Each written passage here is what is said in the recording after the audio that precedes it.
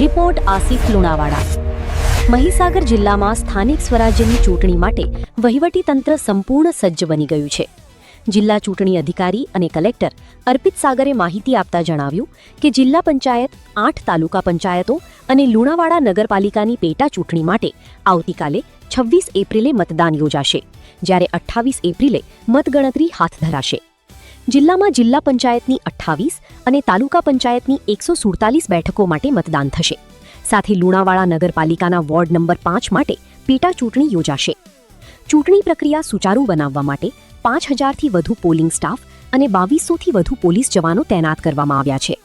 જિલ્લામાં 913 તાલુકા પંચાયત અને 6 નગરપાલિકાના મતદાન મથકો ગોઠવાયા છે।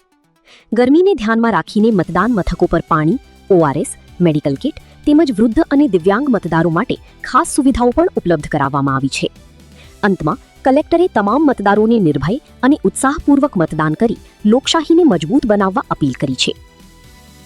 સ્થાનિક સ્વરાજ સંસ્થાઓની સામાન્ય ચૂંટણી 2026 અંતર્ગત મહીસાગર જિલ્લામાં જિલ્લા પંચાયત, 8 તાલુકા પંચાયતની સામાન્ય ચૂંટણી અને નગરપાલિકાના એક વોર્ડની પેટા ચૂંટણી આગામી તારીખ 26 એપ્રિલ 2026 રવિવારના રોજ યોજાનાર છે, જ્યારે મતગણતરી તારીખ 28 એપ્રિલ 2026 મંગળવારના રોજ હાથ ધરવામાં આવશે। મહીસાગર જિલ્લામાં જિલ્લા પંચાયતની કુલ 28 બેઠક માટે ઉમેદવારો હરીફાઈમાં છે। 8 તાલુકા પંચાયતની કુલ 150 બેઠકો પૈકી 147 બેઠકો પર ચૂંટણી યોજાશે। લુણાવાડા નગરપાલિકા વોર્ડ નંબર 5ની એક બેઠક પર પેટા ચૂંટણીનું આયોજન કરાશે।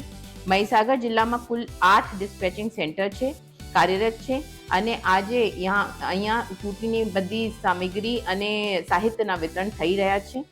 તાલુકા પંચાયત માટે કુલ 913 મતદાન મથક અને નગરપાલિકા માટે કુલ 6 મતદાન મથક પર મતદાતાઓ પોતાના મતાધિકારોનો ઉપયોગ કરશે। આ ચૂંટણી માટે કુલ 25 ચૂંટણી અધિકારીશ્રીઓ, 32 મદદનીશ ચૂંટણી અધિકારીશ્રીઓ અને 5000થી વધુ પોલિંગ સ્ટાફ તેમજ 2200થી વધુ પોલીસ સ્ટાફ ફરજ બજાવશે।